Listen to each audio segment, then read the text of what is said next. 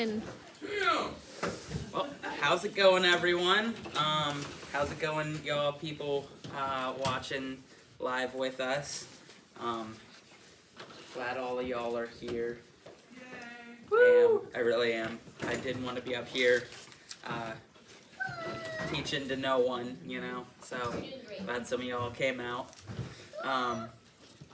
So we're going to be going over the book of John today.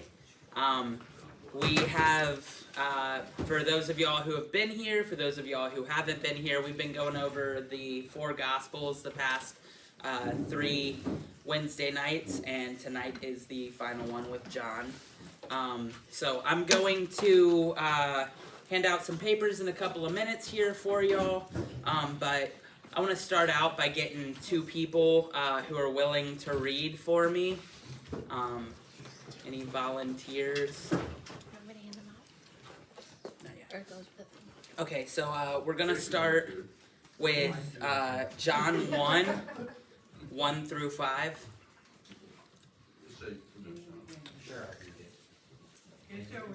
Casey will read. Okay. Okay. I don't have a Bible, brother. Do you have a Bible? Yeah, I mean. John, what'd you say, Timothy? John 1, 1 through 5. Whenever you're ready, sis. Oh, okay. I thought you were signing first. No. I'm Okay. just going. Give me a second. Yep. John 1.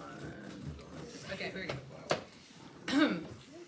In the beginning was the Word, and the Word was with God, and the Word was God. He was in the beginning with God. All things came into being through him, and apart from him nothing came into being that has come into being. That's right. In him was life, and the life was the light of men. The light shines in the darkness, and the darkness did not comprehend it. Okay. And then we said you were going to go ahead and read the next one. Okay. Gotcha. What's So- the next one? The next one is going to be Genesis 1, 1 through 5.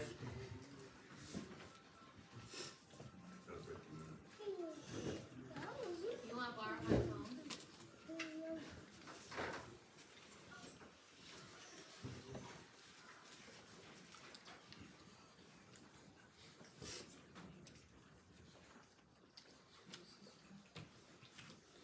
Yeah, Gigi will go ahead and read it. That's all right. I got more things that we can read later, so let's see. In the beginning, God created the heaven and the earth. Now the earth was formless and empty, darkness over the surface of the deep, and the Spirit of God was hovering over the waters. God said, "Let there be light," and there was light. So I want you all to keep these 2 verses in mind because these 2 verses show a lot of what John was doing through the Gospel of John, or the writer was doing, because they're not actually sure whether it was John or one of John's followers who actually transcribed it.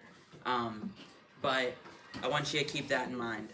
So we're going to discuss in what ways John is distinct from the Synoptic Gospels tonight.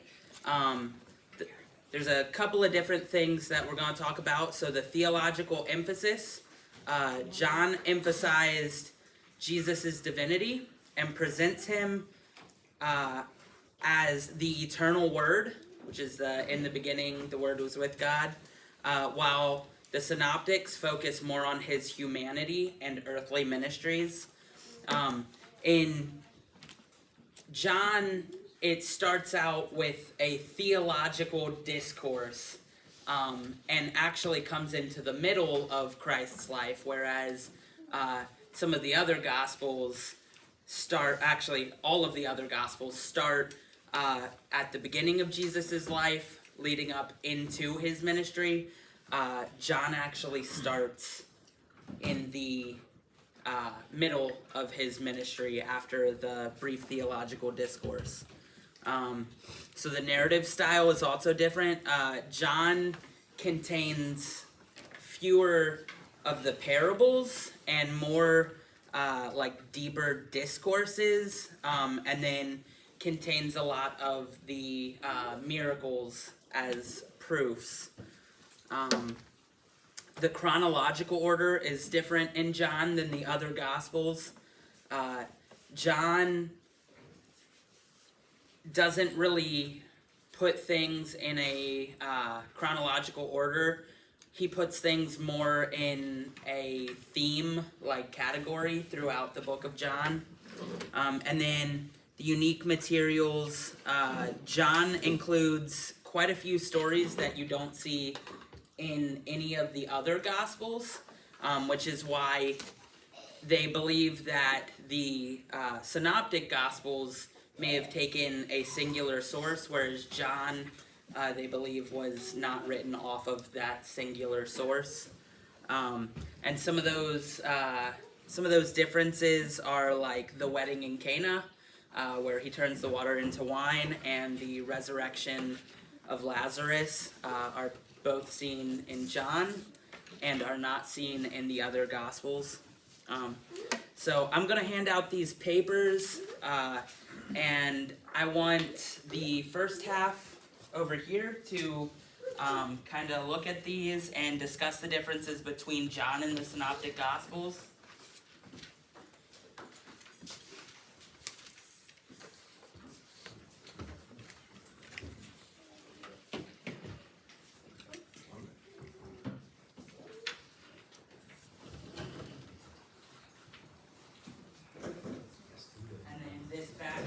I want you to discuss the authorship of John. Oh man, I don't know how hungry he is. So if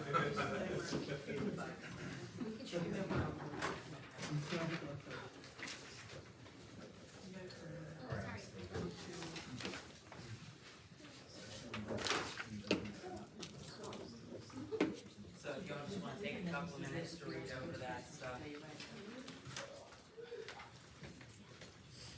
I just did this in school.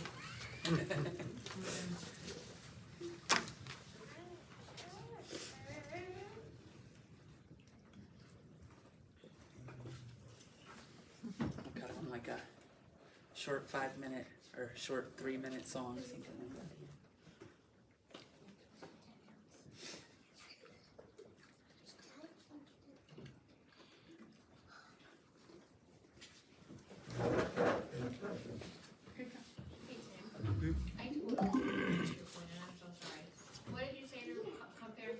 So, it's going to be the second question there, which is talking about the authorship. Got it. Okay. Sorry. I just wanted to make sure. Yeah, yeah.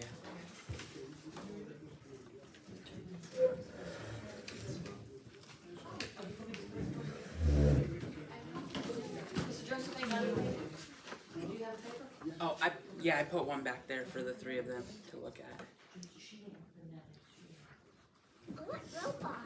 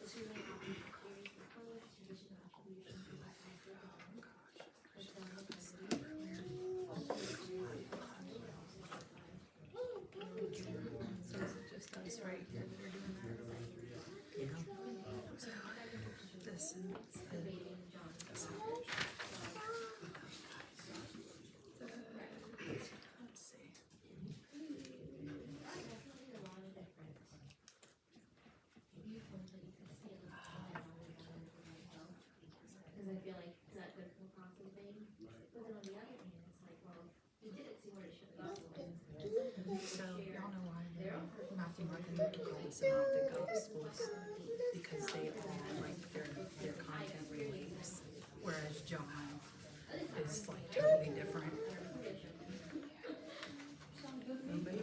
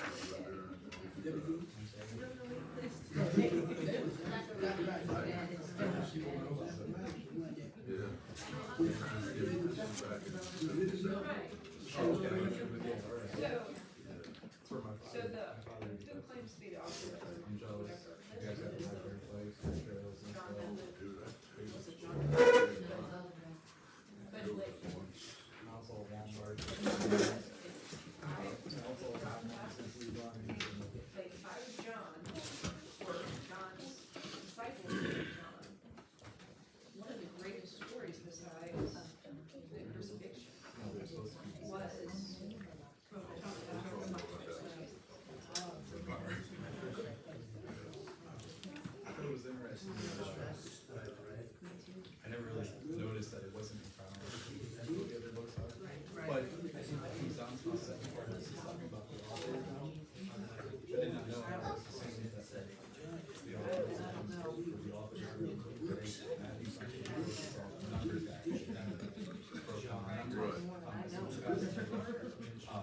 And easy to read for me, whereas John, I guess I never noticed that it wasn't.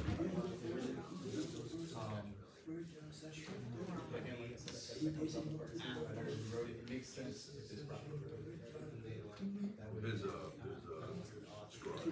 scribe.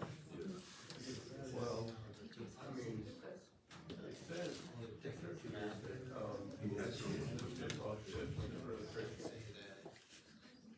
traditional sections. He had some other testimonies of church fathers like It's just he was on tablets. He was breakfast bill. 30 on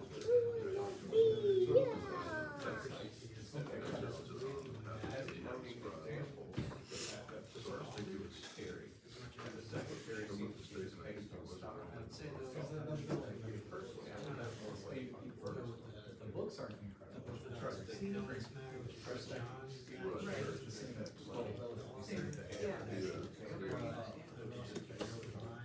But maybe that's why those things are initially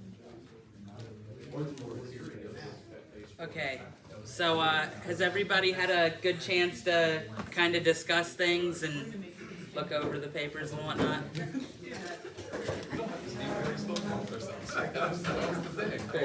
Okay, so I'm gonna get somebody from the front half here to kind of say what they discussed as far as the differences between the Gospel of John and the Synoptic Gospels. What's that word mean? Synoptic? It's the three. I'm not sure what synoptic itself means, but it's the first Synonym. three. They're similar. synonymous. Yeah, they're all three of them kind of follow the same like. Well, it's not necessarily chronological. They all carry the same. They're synonymous. They're highly associated with, almost like a copy. Synoptic means similar, chronological means important. So yeah, anybody wanna? We do regular folks. I'm gonna call on my sister because she did this at school the other day.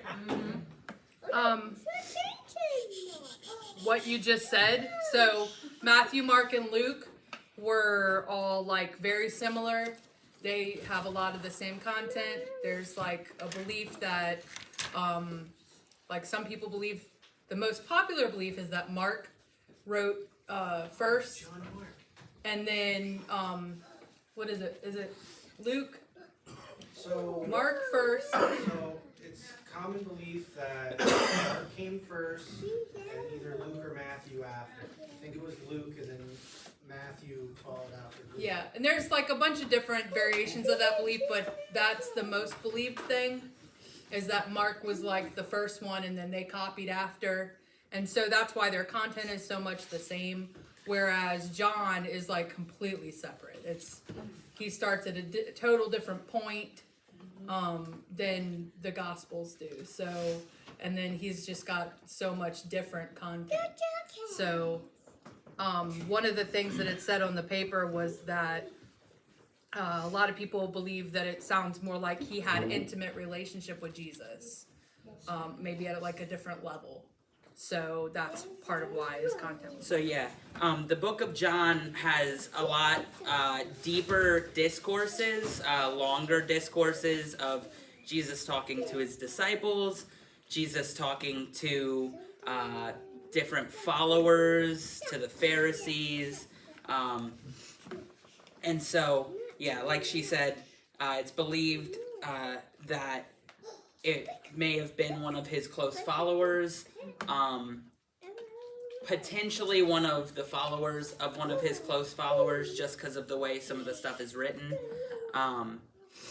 Chronological orders different, and then yet again unique material. The book of John has a couple of different miracles. It also does not have the story of the telling of the Mount of Olives. It mentions the Mount of Olives, but it doesn't go deep into the discourse that Jesus gave at the Mount of Olives. John, his Christology, his understanding of Christ, is heavily emphasized in the book of John. First, with it talking about Christ being the Word, which John does this cool thing where it starts off with a parallel to Genesis, but then the rest of the book goes on to parallel Exodus, and show how Jesus came and tabernacled amongst us, how God himself, rather than there being a tabernacle where everyone had to go to be where God was, that God had come in the personhood of Jesus to set up and tabernacle with us. So it follows thematically the same things as Genesis and then Exodus. Let's see. John also points out the fact that Jesus stated his divinity multiple times in different ways. So there's actually a cool thing that John does where he writes things in sevens. So in the book of John, we see 7 statements that Jesus gives that are I ams. And then we also see 7 miracles that Jesus does. So who Jesus says he is, and the proofs of who he says he is. This is gonna be a little bit heavy reading, so if I can get a couple of different people who are willing to volunteer for reading, we're gonna go through the 7 I ams real quick. So, whoever is ready. Okay, I'll get you first. So we're gonna go John 6:35 through 40.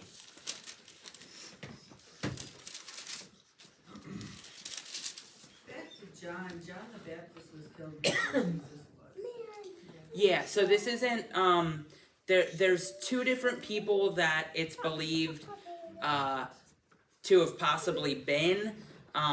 One that is kind of a common belief amongst people is John the son of Zebedee. Although John the son of Zebedee is not who scholars tend to believe it is. The book of John talks about the beloved, and so that's who they think it may have been, that's who it states it is, but they never actually give a name to the beloved. it's believed that who authored it may have been a follower of John, referred to as John the Elder. But what were you gonna say, Brother Joseph? I know the two Johns, right? Yeah, so John, one was, like you said, one was Zebedee's son, and one was Zachariah's son, because of Elizabeth. yeah, so there was Zachariah's son would have been John the Baptist, but that's not who they believe that it would have been. It either would have been John the son of Zebedee, which was one of the what were referred to as the sons of thunder. Right. But because of the way that it's written, they aren't quite sure of that, because it's almost written in a much more soft tone than someone who was referred to as sons of thunder they believed would have written. John, 1 John, 2 John, and 3 John, later in the Bible and the book of Revelations, is all held to potentially be the same person, but every single one of them is kind of written in a different style, so it leaves a lot of debate as to who the actual author was of each one. So just weird little bit of information there. But are you ready with that? So we're going to read the first I am. Okay. Jesus said to them, I am the bread of life. He who comes to me shall never hunger, and he who believes in me shall never thirst. But I said to you that you have seen me, and yet you do not believe. All that the Father gives me will come to me, and the one who comes to me I will by no means cast out. For I have come down from heaven, not to do my own will, but the will of him who sent me. This is the will of the Father who sent me, that of all he has given me I should lose nothing, but shall raise it up at the last day. And this is the will of him who sent me, that everyone who sees the Son and believes in him may have everlasting life, and I will raise him up at that last day. Okay, so Jesus states that he is the bread of life. He is our sustenance, our supplication. He states that you know, we can live on bread, but that he is our true bread. Right. So that's the first of the I ams that you see. Can I get somebody to read? Okay, so we're going to go John 8, 12.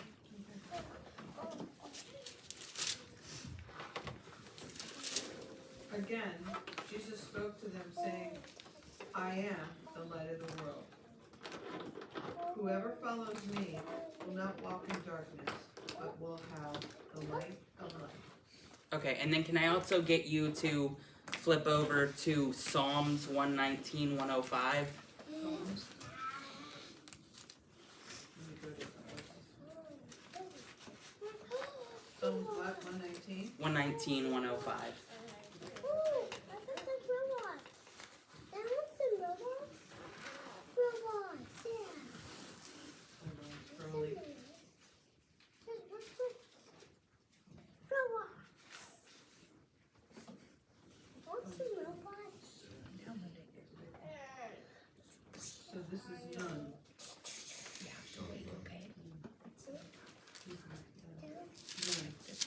Word, your word is a lamp unto my feet and a light unto my path. So, in this chunk, we not only see that Christ is the light of the world, but this parallels back to the Word being a lamp unto our feet. Christ, the Word, that John originally stated at the beginning of the book, is the Word made flesh. So, can I get somebody to read John 10, 1 through 10?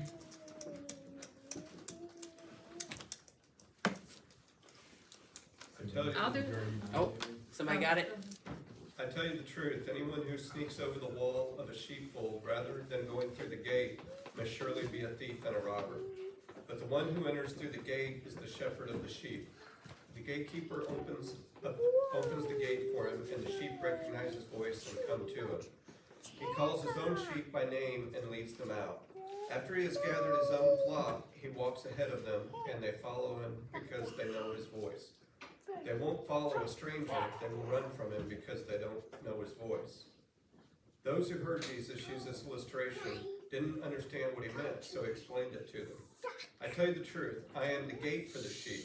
All who came before me were thieves and robbers, but the true sheep did not listen to them. Yes, I am the gate. Those who come in through me will be saved. They will come and go freely and will find good pastures. The thief's purpose is to steal and kill and destroy. My purpose is to give them a rich and satisfying life. I am the good shepherd. The good shepherd sacrifices his life. Go ahead and stop right there. Okay.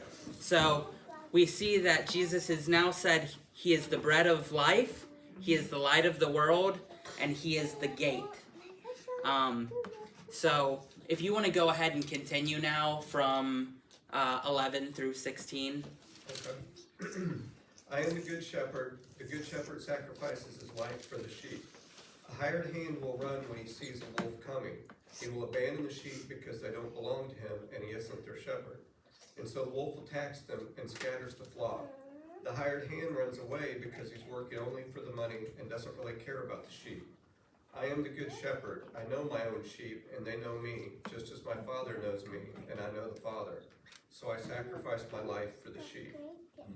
I have other sheep too that are not in this sheepfold.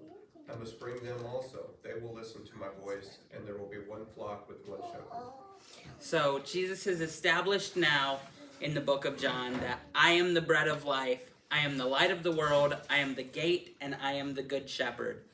Let's go ahead and get somebody to read John 11, 23 through 26.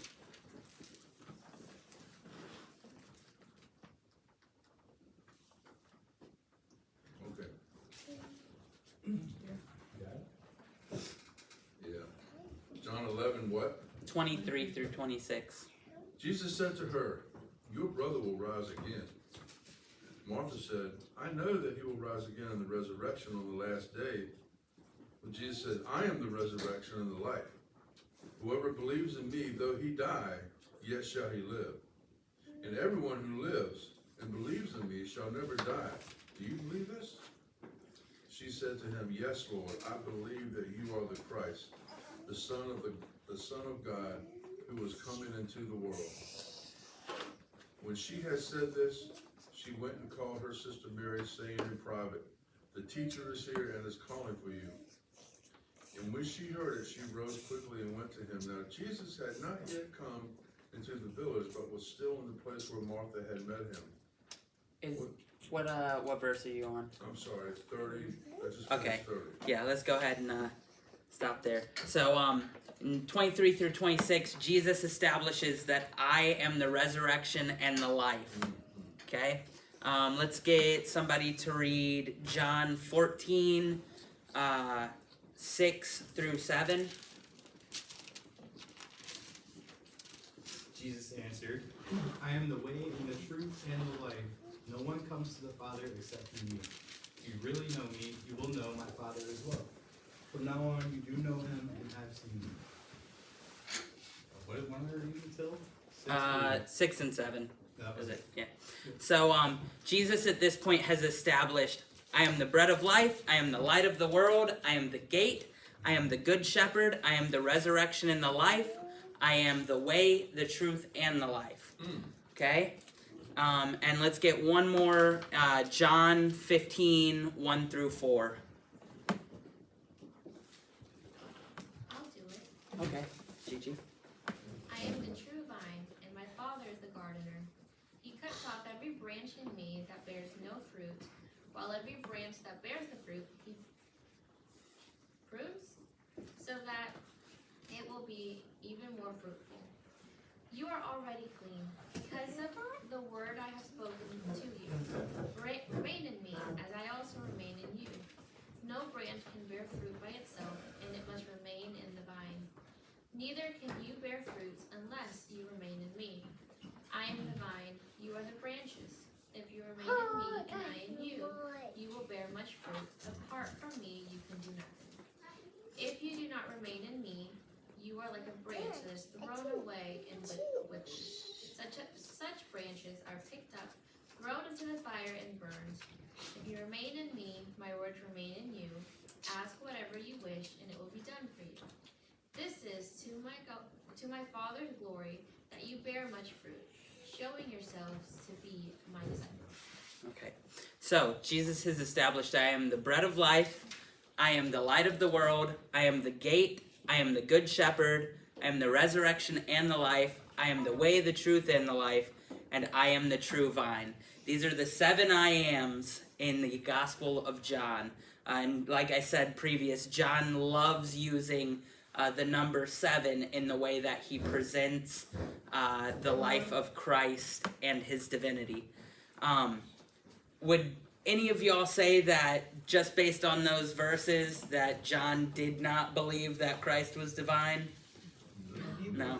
Yeah, he fully believed Christ was divine.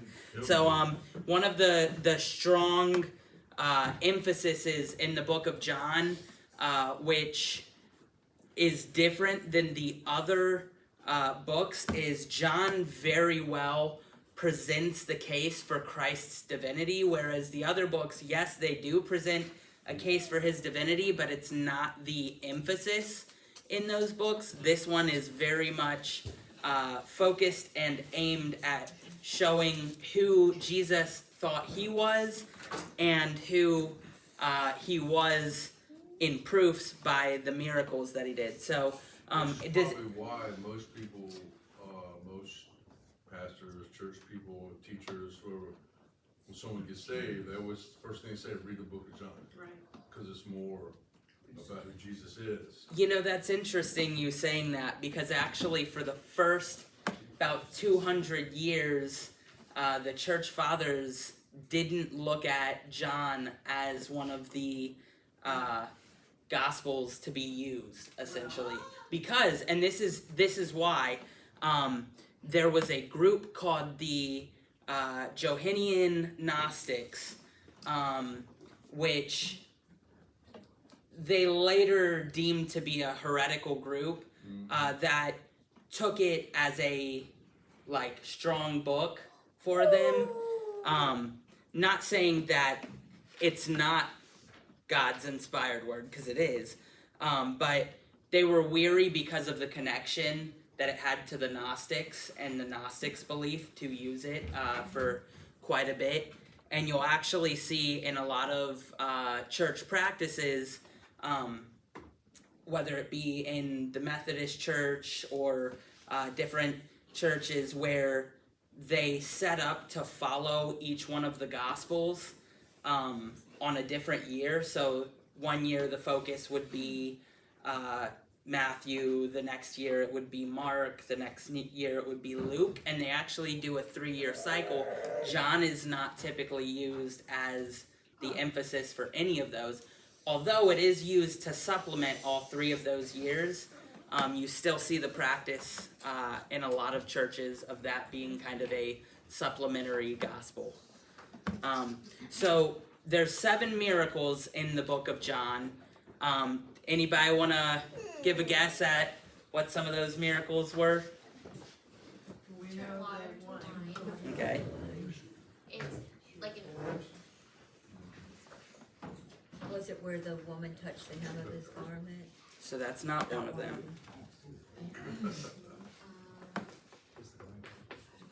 So we talked about one when Jesus said he was the resurrection and the life. Anybody remember what miracle that was? Lazarus. Okay, so the turning water into wine and resurrection of Lazarus are the 2 that we only see in John. The other ones are the healing of the nobleman's son, the pool, the healing of the man at the pool, the 5,000 fed, the walking on water, and the healing of the man that was born blind. So those are the 7 miracles that John presents, which is yet again a theme that John really enjoyed doing, was presenting things in groups of 7. So I know I touched on it a little bit, but the back 2 rows, y'all went over the authorship of the 4 Gospels. Does anyone want to kind of delve into what that paper was saying? Okay, I will be their spokesperson apparently. So we first dove into what the word authorship means, and from my, I'm gonna get it off Google, but from my understanding, and definitely please always correct me when I'm wrong, it is you taking ownership of something that you wrote. Yes. And one thing that we really liked in this is that although John is taking ownership of what he did, what he said, and what he wrote, he's never saying it in a way that I did this. He's saying, no, look at what my Jesus did. Because of him, we were able to share these testimonies and share the theological development of what the life and the historical text was.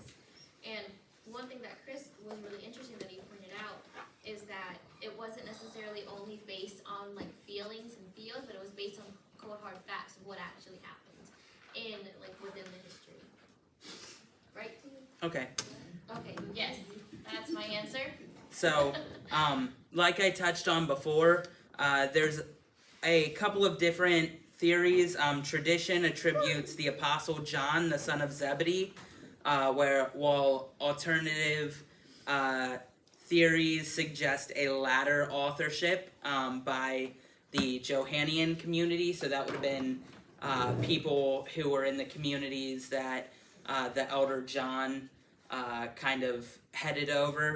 And they believe that it may have been a second-hand writing. So the reason why it might sound different to some of the other books that were attributed to John is because it may have been one of his scribes kind of recording, or it may have been somebody that he had passed down by word the stories of the life of Jesus to. Let's see, and then, so we already kind of touched on the prologue for John, which is the, in the beginning was the Word, and the Word was with God. Can I get somebody to read back over that, though, real quick? Just John 1 through 5.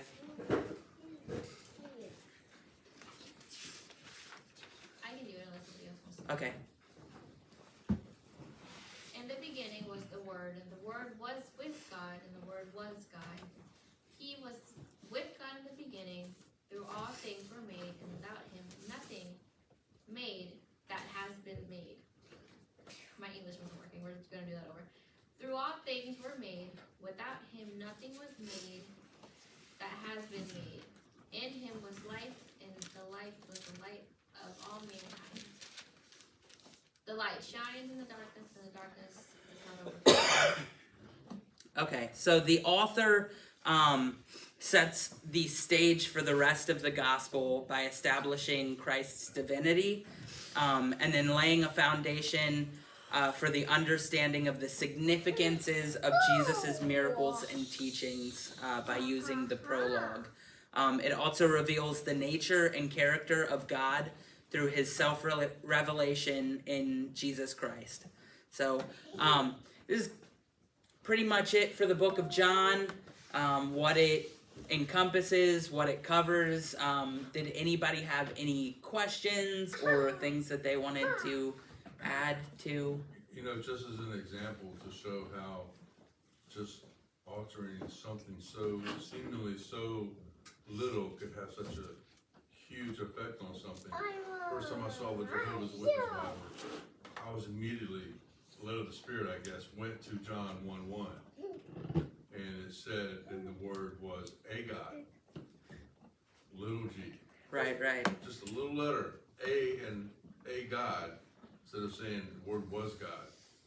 Said everything else just like it, except for it said a God. Yeah.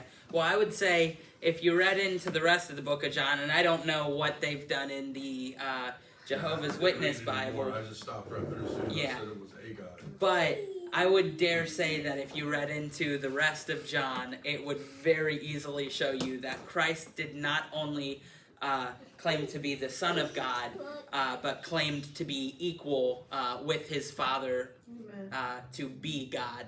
So, and the I am statements kind of back that up. Him saying, I am the bread of life. I am the light of the world. Those were the kind of statements that eventually ended up getting him kind of handed over to the Roman officials because the Sanhedrin saw it as blasphemy. So, yeah, that's the book of John. So, thank y'all for coming out. Sorry if that was a little rough, y'all. This is my first time doing this, so thank you. Later, everyone. Thanks for joining online.